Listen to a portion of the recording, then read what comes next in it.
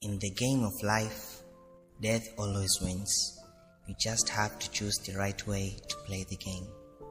Kila kitu kina sababu kwenye haya maisha. Kuanzia kuumbwa kwa dunia, wanyama, binadamu na viumbe vyote. Yaani kila kitu unachokiona na kukisikia kina sababu kwa nini kipo, kimetokea, kimepotea au kilifanyika na kitafanyika. Wewe na mimi tuliumbwa na Mwenyezi Mungu na tukafanikiwa kuzaliwa kuja hapa duniani kwa sababu mbalimbali. Kikubwa ni kumwabudu Mungu wetu, lakini bila kusahau tupo duniani kwa ajili ya mtu mwingine. Kila mtu yupo kwa sababu ya mtu mwingine. Najua utakuwa unajiuliza kwa nini na kivipi. Kila hatua unayopiga au unayotaka kupiga, kumbuka kuwa kuna mtu anakutazama na anakutegemea.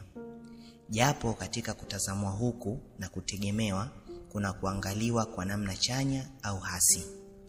Wapo wanaokutazama kwa lengo la kujifunza, kuelimika na kutaka kupiga hatua moja kwenda nyingine.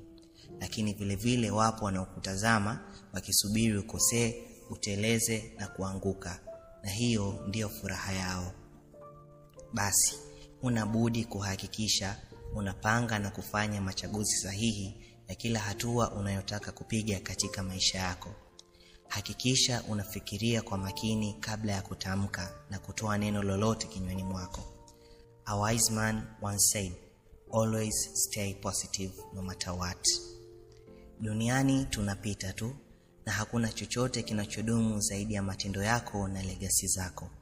Kama vile mwanadamu anapozaliwa na inafika wakati anapoteza maisha, ndivyo hivyo magumu na nyakati mbaya zilivyo. Wahenga wanasema magumu hayadumu, na wakati mbaya ni kama upepo mkali unaopita au majira hali ya hewa. Hakuna magumu yanayodumu milele. Hivyo katika mchezo wa maisha, kifo siku zote atashinda. Hata utumie mbinu ya udanganyifu, lakini mwishoni atashinda tu. Ukikubali hili, basi hutateseka kamwe. Tafuta mbinu na njia sahihi ya kucheza mchezo huu. Na moja ya mbinu bora ni kuhakikisha unakaa upande sahihi na kutumia akili. Tumia akili yako, umakini, busara na wakati wako vizuri sana ili kutonasa katika mtego mbaya ya mchezo huu. Cheza vizuri mchezo huu ili kuacha kumbukumbu nzuri na mambo yatakayodumu pale utakaposhindwa mchezo huu. Lakini pia cheza vizuri ili kuweza kukaa muda mrefu katika mchezo huu na kurekebisha makosa yako wakati unapocheza mchezo huu kabla kifo kitakaposhinda. Japo kifo ndio huibuka mshindi katika mchezo huu, lakini usiache kuucheza vizuri. Kwani siri ambayo wengi hatuijui au tunaisahau ni kwamba kuna zawadi nzuri kwa yule aliyecheza vizuri mchezo huu. Hata kama mwisho atashindwa, lakini malipo ya mchezo huu huja baada ya kumalizika. Kila mtu ana uhuru wa kuchagua namna anavyotaka kuishi na kumaliza muda wake katika haya maisha. Lakini kumbuka na nukuu kwamba it's never too late to make the right choice. Katika mchezo wa maisha, kifo siku zote hushinda.